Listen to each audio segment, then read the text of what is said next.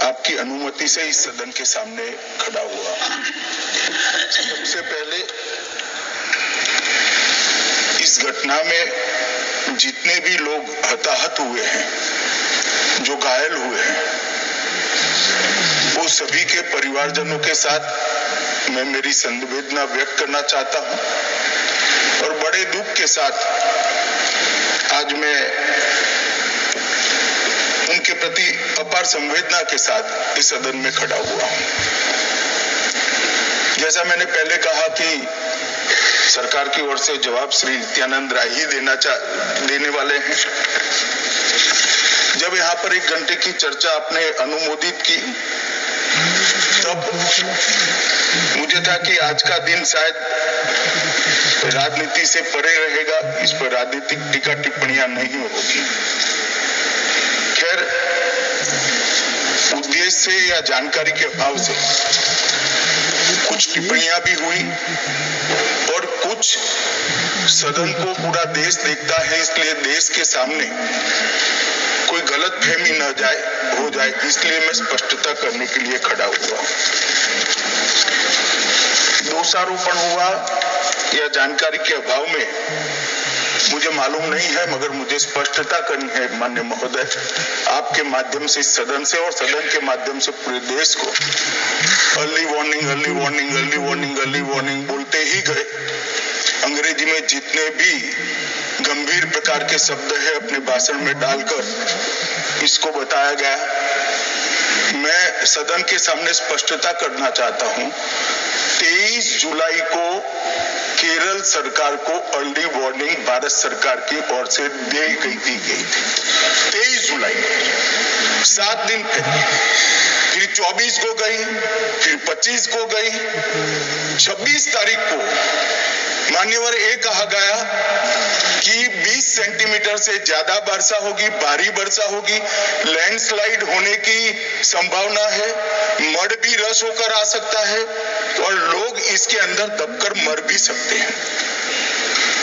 मैं कुछ कहना नहीं चाहता था मान्यवर, मगर भारत सरकार की अर्ली वार्निंग सिस्टम पर सवाल किए गए, इसलिए मैं कहता हूं प्लीज लिसन अस, मत चिल्लाइए, प्लीज रीड इट। जो वार्निंग भेजा है उसको पढ़िए जरा। और इस देश में कई राज्य सरकारें ऐसी हैं जिन्होंने इस प्रकार की वार्निंग का उपयोग कर जीरो कैजुअलिटी डिजास्टर मैनेजमेंट किया। मैं ओडिशा राज्य सरकार के लिए भी, उस वक्त हमारी नहीं थी, नवीन बाबू की थी, हमने 7 दिन पहले साइक्लोन का अलर्ट भेजा, सिर्फ एक व्यक्ति मारा गया, वो भी गलती से मारा गया। गुजरात सरकार को हमने साइक्लोन का अलर्ट 3 दिन पहले भेजा, एक पशु भी नहीं मरा साहब। मगर मैं बड़ी विनम्रता के साथ कहना चाहता हूं कि आप जो घिसे पिटे शब्द यहाँ लेकर आए हैं और डिमांड ही करते जा रहे हैं, अर्ली वार्निंग सिस्टम है। भारत सरकार ने 14 के बाद अर्ली वार्निंग सिस्टम के लिए 2000 करोड़ रुपया खर्च किया है और इसको साझा किया जाता है मान्यवर। 7 दिन पहले हर राज्य को सूचना भेजी जाती है और वो सूचना साइट पर सबके लिए भी उपलब्ध है, माननीय सांसदों के लिए भी उपलब्ध है। मगर कुछ लोगों को है कि यहाँ की साइटें खोलते ही नहीं है, विदेश की ही खोलते हैं। तो अब विदेश में तो इसकी अर्ली वार्निंग सिस्टम आएगी नहीं, हमारी साइट देखनी पड़ेगी मान्यवर। वर्षा, 1 मिनट आप सुनो भाई, मैंने ध्यान से आपको सुना है, सुनिए जरा। प्लीज, इस तरह से नहीं चलेगा, सदन है। Facts and figures and details are being imparted. Please, मान्यवर, Honorable Minister. मैं तो उस उद्देश्य से ही कहता हूँ इसको सुनकर सभी राज्य अलर्ट हो, अर्ली में अलर्ट हो जाए। मेरा किसी को ताना लगाने का आशय नहीं है। वर्षा के लिए अर्ली वार्निंग सिस्टम है, हीट वेव के लिए है, तूफान के लिए है, चक्रवात के लिए है, यहाँ तक बिजली के लिए भी अर्ली वार्निंग सिस्टम है, जो 10 मिनट पहले बिजली अक्षांश रेखांक के साथ कहाँ गिरेगी वो सीधा कलेक्टर को इन्फॉर्म करती, मगर इसका कोई जिक्र नहीं कर रहा है।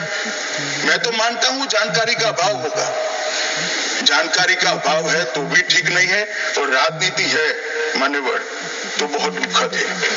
मान्यवर, कई सारे राज्यों ने इसका उपयोग भी किया है और परिणाम भी आए हैं। और इस अर्ली वार्निंग सिस्टम के तहत मैं आज सदन को बताना चाहता हूं, 23 तारीख को ही मेरे ही अनुमोदन से 9 एनडीआरएफ की टीमें केरल के लिए रवाना हो गई थी कि वहां लैंडस्लाइड आ सकता है।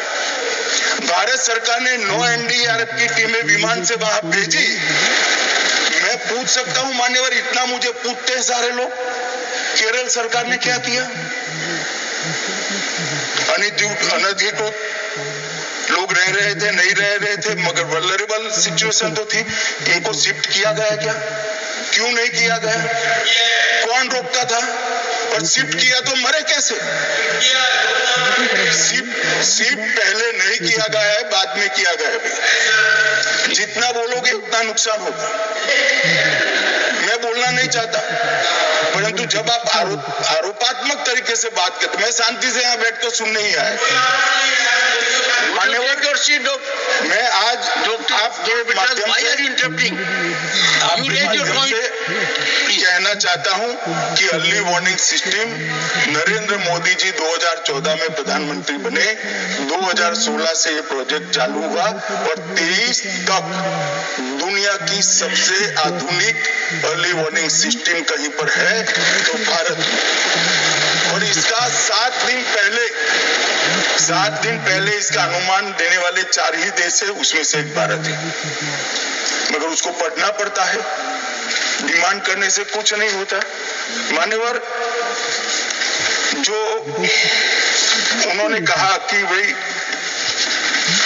डिजास्टर के पैसे रिलीज करने का राज्य के साथ पास अधिकार नहीं है, वो गलत है। मान्यवर, मैं इसकी भी स्पष्टता करना चाहता हूं क्योंकि सदन का रिकॉर्ड साफ रहना चाहिए। एसडीआरएफ में 10% राशि कोई भी राज्य अपने हिसाब से अपनी गाइडलाइन से इश्यू कर सकता है और 100% राशि भारत सरकार की जो गाइडलाइन इश्यू हुई है, गाइडलाइन इश्यू के किसी भी परमिशन की भारत सरकार की जरूरत नहीं है, गाइडलाइन को सिर्फ फॉलो करना है। मगर जो ये डिजास्टर के पैसे हैं और कोई एड के अंदर तो खर्च नहीं हो सकते, हमें इतना तो चेक एंड बैलेंस रखना पड़ेगा। तो फिर भी 10% खर्च तो डिजास्टर के नाम से कुछ भी आप करें कोई नहीं पूछता। 90% खर्च आप गाइडलाइन के हिसाब से डिजास्टर के लिए भारत सरकार की कोई परमिशन लेने की जरूरत नहीं। और बंगाल का भी कहा मान्यवर, डिटेल स्टेटमेंट नित्यानंद जी पढ़ेगी, मतलब मैं स्ट्रक्चर स्टेटमेंट नहीं दे रहा हूं, सिर्फ स्पष्टताएं कर रहा हूं। मान्यवर, बंगाल का भी कहा, हमने 6,244 करोड़ रुपया 14 से 24 तक बंगाल के अप्रूव किए हैं और जिस प्रकार से इनके खर्च का हिसाब आता है इस हिसाब से रिलीज होते हैं, उसमें से 4619 करोड़ रुपया हमने रीएम्बर्स कर दिया है। मगर वहां थोड़ा प्रॉब्लम है हिसाब भेजने में, अब वो तो मैं अच्छे से नहीं कर सकता साहब, बंगाल ने ही करना पड़ेगा।